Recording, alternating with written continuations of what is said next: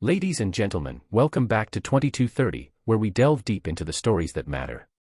Today, our hearts are heavy as we uncover the distressing tale of the Singh family, whose lives were shattered by an insidious e-commerce scam.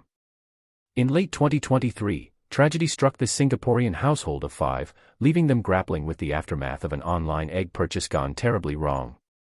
The Singhs, who chose not to disclose their full name due to fear of further scams, fell victim to a deceitful scheme that drained their life savings of over 150,000 Singapore dollars, 113,470 US dollars.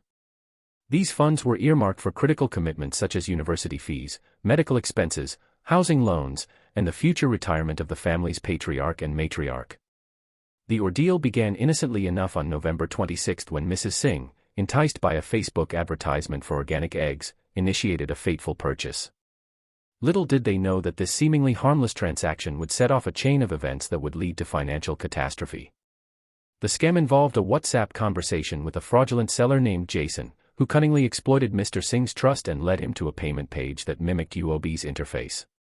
Despite Mr. Singh's attempts to cancel the order, the scammers persisted, leaving the family in shock. The aftermath included an unexpected call from UOB, revealing a substantial credit card transaction Mr. Singh was unaware of. Subsequent investigations uncovered the grim reality: all their funds had been drained. As the Singhs navigate the complex web of bank communications amidst fraud concerns, they raise valid questions about the responsibility of financial institutions. Mr. Singh, a communications supervisor, expressed bewilderment at the lack of notifications for significant transactions, questioning how the scammers gained access to his accounts. The emotional toll on the Singhs is immeasurable. Mrs. Singh, a phlebotomist at a hospital, has succumbed to depression, seeking help from a psychiatrist. In an interview with CNA, she struggled to contain her emotions, painting a vivid picture of the family's emotional devastation. The future remains uncertain for the Singhs, who now grapple with financial instability and the daunting task of starting anew. To weather the storm, they have resorted to borrowing money from relatives, emphasizing the contrast between their frugal lifestyle and the injustice they now face.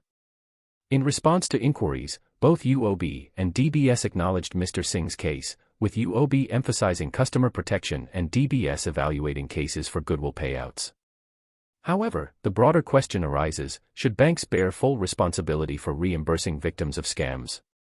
In September, Workers' Party Chairman Sylvia advocated for precisely that, arguing that banks should restore victims' financial stability without burdening them with navigating the intricacies of the financial system. The government, represented by Minister of State for Trade and Industry Alvin Tan, emphasized the need for a delicate balance between fairness and accountability. The Singhs' plight is not an isolated incident. A joint study by the Global Anti-Scam Alliance, GASA, and Scam Advisor revealed a staggering global loss of $1.02 trillion due to scams between August 2022 and August 2023. Singapore, unfortunately, topped the charts with the highest average losses among victims, standing at $4,031 per person. As we delve into these alarming statistics, it's crucial to recognize the urgency of addressing the escalating threat of scams. The Singhs' story serves as a stark reminder of the real, devastating consequences that individuals and families face in the wake of online fraud.